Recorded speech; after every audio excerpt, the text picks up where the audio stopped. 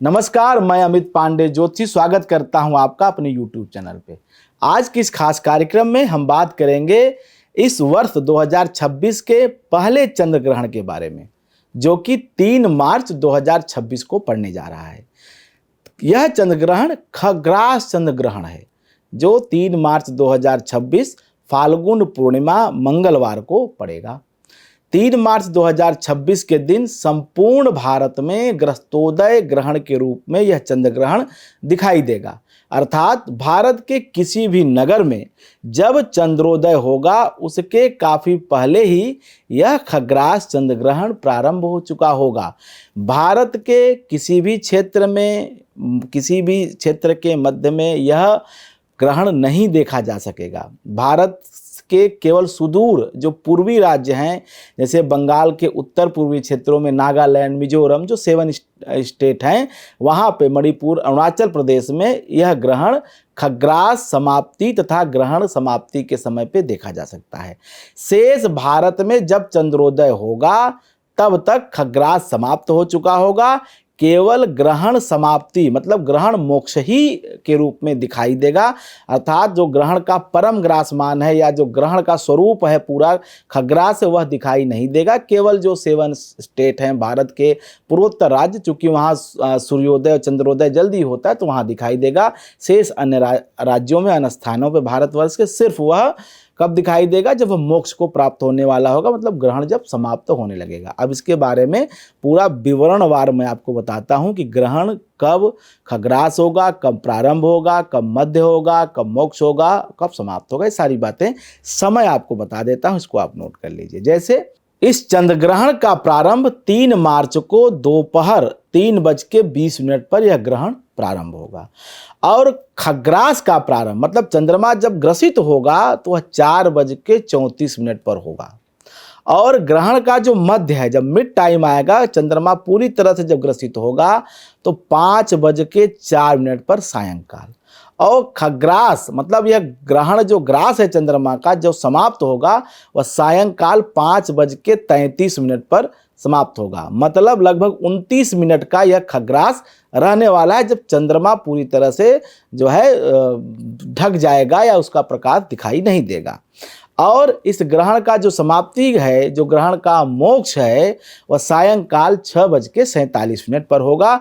और यही 6:47 तक जो मोक्ष है, मतलब लगभग 25-30 मिनट का, 6:15 से लेकर 6:47 के बीच में, यही पूरे भारतवर्ष में दिखाई देगा। खग्रास का मध्य या खग्रास की शुरुआत कहीं पूरे भारत भूमि पे दिखाई नहीं देगा। यह चंद्र ग्रहण जो है पूर्वा फाल्गुनी नक्षत्र तथा सिंह राशि पे यह चंद्र ग्रहण घटित हो रहा है। तो पूर्वा फाल्गुनी नक्षत्र में पैदा हुए लोग तथा सिंह राशि में जन्म लेने वाले लोगों के लिए, जातकों के लिए यह ग्रहण विशेष रूप से कष्टदायी रहेगा। यह उनके लिए कुछ अशुभ और कष्टकारी परिणाम देने वाला ग्रहण है। जिस राशि पर ग्रहण होता है, जिस नक्षत्र पर ग्रहण होता है, उसके लिए ये जो ग्रहण है अशुभ परिणाम लेके आते हैं, अशुभ परिणाम प्रदान करते हैं। इसलिए जिनका जन्म सिंह राशि में हुआ है, जिनका जन्म पूर्वा फाल्गुनी नक्षत्र में हुआ है, उन लोगों को विशेष रूप से यह ग्रहण परिणाम देने वाला है। और यह परिणाम सकारात्मक नहीं, नकारात्मक होंगे। अर्थात आपको विशेष सावधानी रखने की आवश्यकता है। आपको यथाशक्ति मंत्रों का जप करना चाहिए, पाठ करना चाहिए, स्तोत्रों का दान करना चाहिए और हवन करना चाहिए। अर्थात सिंह राशि और पूर्वा फाल्गुनी नक्षत्र के लोगों को अपनी सेहत सुरक्षा के लिए कुछ उपाय जरूर करने चाहिए। बाकी कोई और करे या ना करें वो अलग बात है, लेकिन सिंह राशि और पूर्वा फाल्गुनी के लोग विशिष्ट रूप से मंत्रों का जप करें, हवन करें, तर्पण करें, मार्जन करें, ईश्वर का नाम लें, नाम जप करें, संकीर्तन करें। इससे ये ग्रहण की पीड़ा कम होगी। अब ये तो हो गई विशेष बात। अब 12 राशियों के बारे में बताता हूँ। इस ग्रहण का 12 राशियों पे अलग अलग क्या प्रभाव होगा और उन प्रभावों का जो परिणाम जीवन में आएगा। अगर अच्छा आ रहा है तो अच्छी बात है, लेकिन अगर बुरा आ रहा है तो क्या आप उपाय करें कि यह ग्रहण आपके लिए सफल हो जाए, सकारात्मक हो जाए। तो सबसे पहले पहली राशि मेष राशि के लिए। मेष राशि के लोगों के लिए यह जो ग्रहण है यह खर्च की अधिकता लेके आ रहा है, चूंकि आपके पंचम भाव में एक चंद्र ग्रहण घटित हो रहा है तथा इस ग्रहण के फलस्वरूप जीविका नौकरी प्राप्त करने के संदर्भ में समस्या दिखाई दे रही है, अधिक भागदौड़ करनी पड़ेगी। तो आपको क्या करना चाहिए, हनुमान चालीसा का पाठ करना चाहिए, सीताराम सीताराम सीताराम नाम का संकीर्तन करना चाहिए, गेहूं गुड़ लाल वस्त्र का दान करें ग्रहण के पश्चात स्नान आदि से निवृत्त होकर के। अब बात करते हैं वृषभ राशि की। वृषभ राशि से चूंकि चौथे भाव में यह ग्रहण हो रहा है, तो ऐसे में कुछ रुके हुए काम आपके बनेंगे, व्यवसाय से धन लाभ होगा, परिवार की उन्नति होगी। हाँ, चूंकि चतुर्थ भाव में आपके यह चूंकि ग्रहण हो रहा है, तो ऐसे में एक बात आप जरूर ध्यान रखें कि आप दुर्गा आराधना करना न भूलें। दुर्गा आराधना में क्या करना है, ओम ऐं ह्रीं क्लीं चामुंडाय विच्चे नमः का जप करें, दही चावल का दान करें। ये दो उपाय करें, निश्चित रूप से ग्रहण और आपके लिए अच्छा परिणाम देने वाला सिद्ध होगा। अब बात करते हैं मिथुन राशि की। मिथुन राशि के जातकों को कहीं न कहीं व्यवसायिक लाभ मिलता हुआ दिखाई देता है, व्यवसायिक प्रगति होगी, मन में उत्साह रहेगा, एनर्जी लेवल बड़ा हाई रहेगा, पुरुषार्थ की सिद्धि होगी, अर्थात जो भी काम आप कर रहे हैं वो सफल हो जाएगा।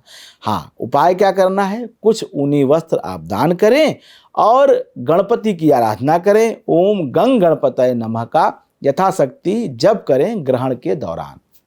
अब बात करते हैं कर्क राशि की।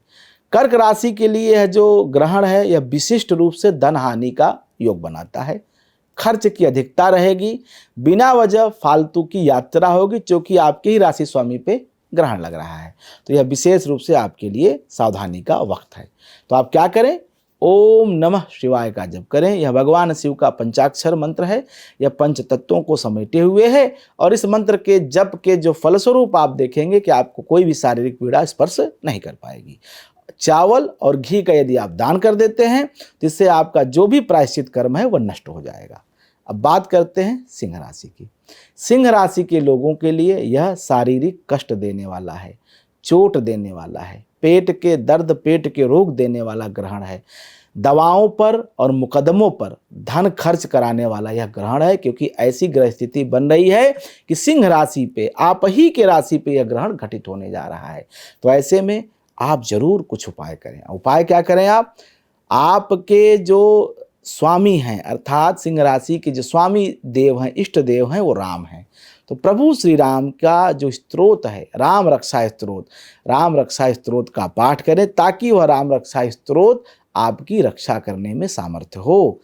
गेहूं के आटे का दान करें गरीबों को जो जरूरतमंद हैं। ये दो उपाय सिर्फ करें तो निश्चित रूप से यह ग्रहण आपका कुछ भी अनिष्ट नहीं कर पाएगा। अब बात करते हैं कन्या राशि की। कन्या राशि के लोगों के लिए यह धन का नुकसान कराने वाला ग्रहण है, इसका आप ख्याल रखें और इसकी वजह से कुछ आर्थिक परेशानियां भी बढ़ सकती हैं। आप क्या उपाय करें, आप महालक्ष्मी को प्रसन्न करें। कैसे करें, श्री सूक्त का पाठ करें, श्री सूक्त का निवेदन उन्हें अर्पित करें, चावल का दान करें। ये दो उपाय करके आप एक चावल का दान करके कहीं ना कहीं कुछ सहयोग करेंगे लोगों का, जरूरतमंदों का। दूसरा, जब आप श्री सूक्त का पाठ करते हैं तो महालक्ष्मी की कृपा से धन से जुड़ी हुई, अर्थ से जुड़ी हुई समस्याएं समाप्त होती हैं। अब बात करते हैं तुला राशि की। तुला राशि के लोगों का यह ग्रहण कहीं न कहीं कुछ सकारात्मक परिणाम लेके आया है। क्या लेके आया है, धन लाभ, पारिवारिक सुख, ये अच्छा है, ठीक है। हाँ, आपको उपाय कुछ जरूर करने चाहिए। आपको अपने इष्ट अर्थात माता जगदम्बा दुर्गा की आराधना करनी चाहिए, दुर्गा चालीसा का पाठ कर लें ग्रहण के दौरान और चावल का दान करें। सिंपल, ये दो उपाय करें, वैसे ग्रहण आपके लिए अच्छा रहेगा, कोई बुरे परिणाम नहीं देने वाला। अब बात करते हैं वृश्चिक राशि की। वृश्चिक राशि के जातकों को सावधान रहने की आवश्यकता है। क्यों? क्योंकि यह पुराने रोगों को बढ़ाएगा। यह आपके दशम में ग्रहण हो रहा है। दशम भाव में जब ग्रहण होता है तो कहीं ना कहीं पुरानी चीज़ें, पुराने कर्म हमारे सामने प्रकट हो जाते हैं। तो ऐसे में पुरानी बीमारी आ सकती है जिससे शरीर को कष्ट हो, परिवार की चिंता रहे और भाइयों में पारिवारिक संघर्ष की भी स्थिति दिखाई देती है। तो इससे आपको बचना चाहिए और आप प्रभु श्री राम को प्रसन्न करने का प्रयास करें, राम रक्षा स्तोत्र का पाठ करें, गेहूं और गुड़ का दान कर दें यथाशक्ति। इससे निश्चित रूप से आपका कल्याण होगा। अब बात करते हैं धनु राशि की। धनु राशि के लोगों को संतान संबंधी चिंता देगा यह ग्रहण। संतान के भविष्य को लेकर के मन में कुछ आशंकाएं दिखाई देती हैं इस ग्रहण के प्रभाववश।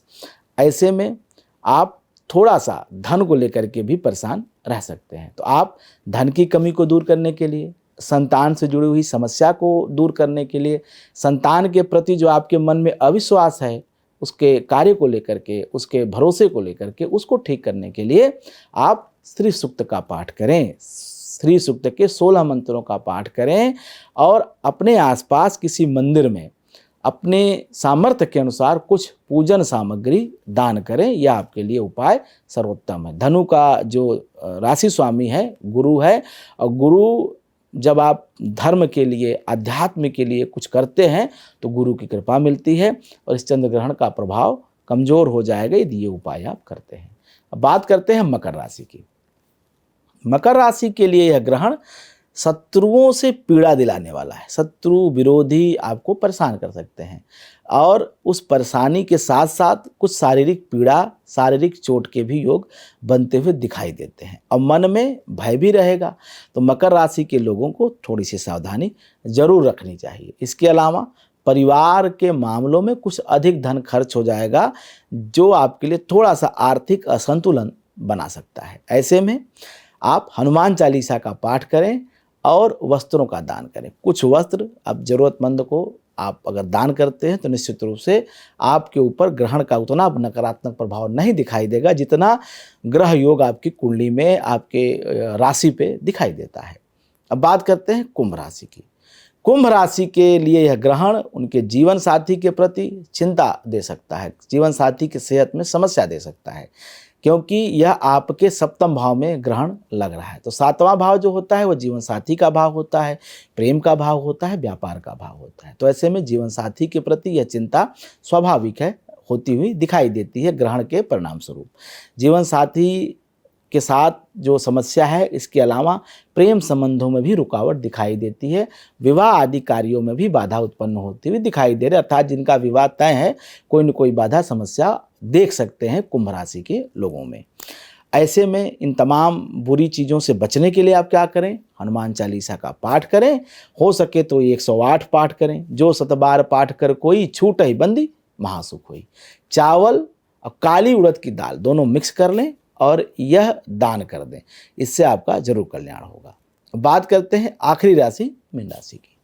मीन राशि के लोगों के लिए यह जो चंद्र ग्रहण है, यह कुछ पुराने रोग, कुछ व्यर्थ की चिंताएं और धन की समस्या, ये 3 समस्याएं विशेष रूप से मीन राशि के लिए ग्रहण देने वाला है। चंद्र ग्रहण का ऐसा परिणाम दिखाई दे रहा है। चूँकि कर्क राशि, चंद्रमा जो राशि स्वामी है, और चंद्रमा जब पीड़ित होता है तो ऐसे में पंचम भाव आप देखें और नवम भाव आप देखें और लग्न के भाव देखें, तो कर्क से जब आप इन भावों को देखते हैं और ख़ास करके मीन राशि को जो आप देखते हैं, तो मीन राशि के लिए पंचम भाव जो होता है वह कर्क का भाव होता है। तो कर्क और मीन का जो संबंध आप देखेंगे, यह नवम पंचम का संबंध है।